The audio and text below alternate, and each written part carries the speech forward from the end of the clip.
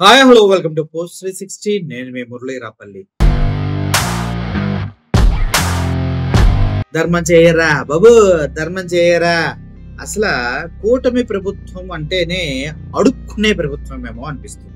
ఎందుకంటే గతంలో మనం చూసుకున్నట్లయితే నాగేంద్ర బాబు పేటిఎం ముందు పెట్టి మరీ అడుక్కున్నాడు. దానం చేయండి, ఆ పార్టీకి దానం చేయండి, Paytm number, Google pay, phone pay అన్ని క్యూఆర్ కోడ్లు మీకు పంపిస్తున్నా, ఫోన్ నెంబర్లు పంపిస్తున్నా, దానం చేయండి దానం చేయండి దానం చేయండి పిచ్చి కుక్కలాగా అడుక్కున్నారు. ఆ పేటిఎం బ్యాచ్ ఇప్పుడు ఇంకో పేటిఎం బ్యాచ్ తో కలిశారు. అదే తెలుగుదేశం పార్టీ పేటిఎం బ్యాచ్ అనమాట.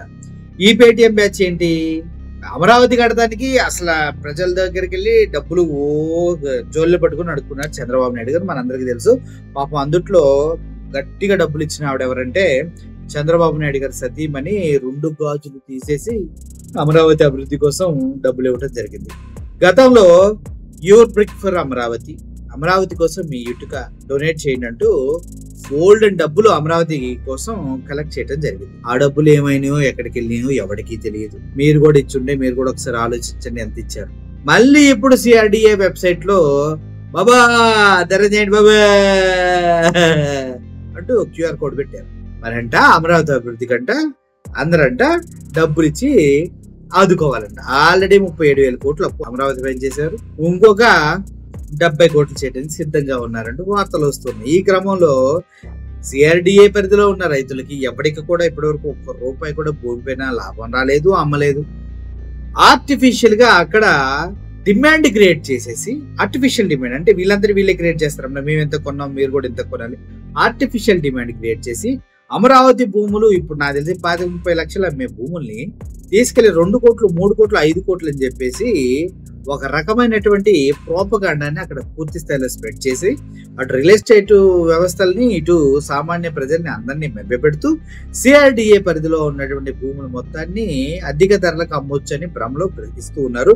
కానీ ఇప్పటి వరకు సన్ రైజ్ అని ఒక కంపెనీని గవర్నమెంట్ రన్ చేసింది. సిఆర్డిఏ పరిధిలో ఉన్నదాన్ని రియల్ ఎస్టేట్ కంపెనీ, దాంట్లోనే 350 కోట్ల లాస్ వచ్చింది కంపెనీకి. అంటే ఎంత ఘోరమైనటువంటి లాస్ అర్థం చేసుకోండి.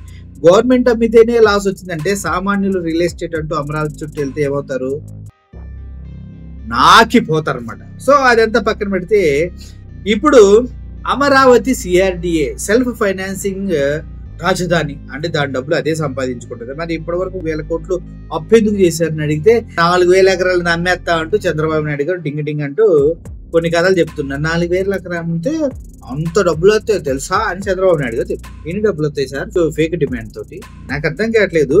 ఎన్ని డబ్బులు వస్తాయి చెప్పండి. 4,000 ఎకరాలు అమ్ముదాం గవర్నమెంట్ భూమి, ఎంత డబ్బు వస్తుంది చెప్పండి, దానికి లెక్కలు లేవు. పోనీ ఇప్పటి వరకు 37,000 కోట్లు అప్పు చేశారు కదా, ఎక్కడెక్కడ అమరావతిలో ఇన్వెస్ట్ చేశారు చెప్పండి, దానికి లెక్కలు ఉండవు. 70,000 కోట్లు అప్పు చేయడానికి రెడీగా ఉన్నారు కదా, మరి ఏం చేద్దాం చెప్పండి. దీనికోసం ప్రపంచ బ్యాంకు నుంచి అప్పు తెచ్చుకున్నారు, ఇంకా కొన్ని బ్యాంకుల నుంచి అప్పు తెచ్చుకున్నారు. వాళ్ళంతా సిఆర్డి ఆఫీస్ లో కూర్చొని గేమ్ మొత్తం చూస్తూ ఇలా వల్ల కాదంటూ సింగపూర్ కి ఇన్ఫర్మేషన్ ఇచ్చారు.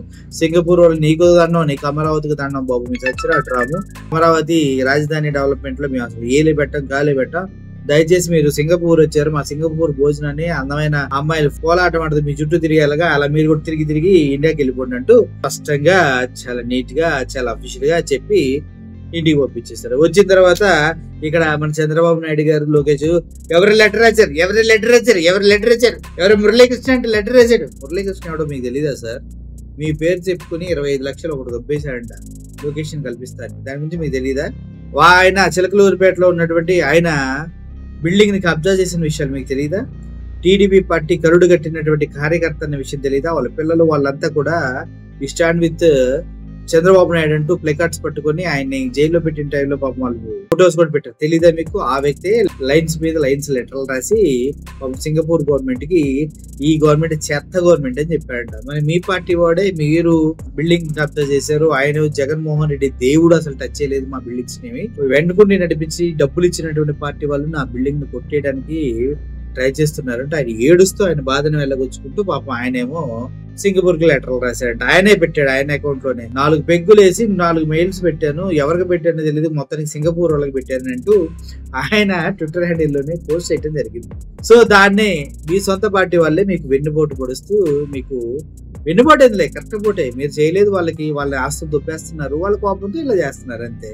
సో ఈ విధంగా జరుగుతున్నటువంటి సిఆర్డిఏ పరిధిలో ఉన్నటువంటి రైతుల భూముల్ని అక్రమంగా తాకట్టు పెట్టి వాటిపైన దగ్గర 40,000 కోట్ల దాకా అప్పు అయితే తీసుకొచ్చారు. ఇకపైన అప్పు పుట్టదని తెలిసి సిఆర్డిఏ వెబ్సైట్ లోనే బాబా అంటూ క్యూఆర్ కోడ్లు స్కాన్లు పెడుతూ ఉన్నారంట. గతంలో ఇచ్చిన డబ్బులు ఏం చేశారన్న దానికి లెక్కలు అడిగిన వాడు మళ్ళీ వేయండి. ఆ లెక్కలు కనుక కరెక్ట్ గా ఉంటే అర్థమైందా. మళ్ళీ కనుక వేసారనుకో మీరంతా ఆ స్వామివారి కుండీలోకి వెళ్ళినట్టు ఇక్కడ ఈ రాష్ట్రంలో ఒక స్వామివారు ఉన్నారు, ఆయన కుండీలోకి వెళ్తూనే ఉంటాయి. 4 లక్షల కోట్ల ఆస్తి నాది, నువ్వు ఇచ్చే 500 కోట్లు నాకు ఎందుకు అన్న సోకాల్ చంద్రబాబు నాయుడు గారి కుండీలోకి డబ్బులు వెళ్తాయా అంటే మరి ఒకసారి ఆలోచించుకోండి. 1 లక్ష కోట్లు ఎక్కడి నుంచి వచ్చినాయి అలా వెళ్లకుండా.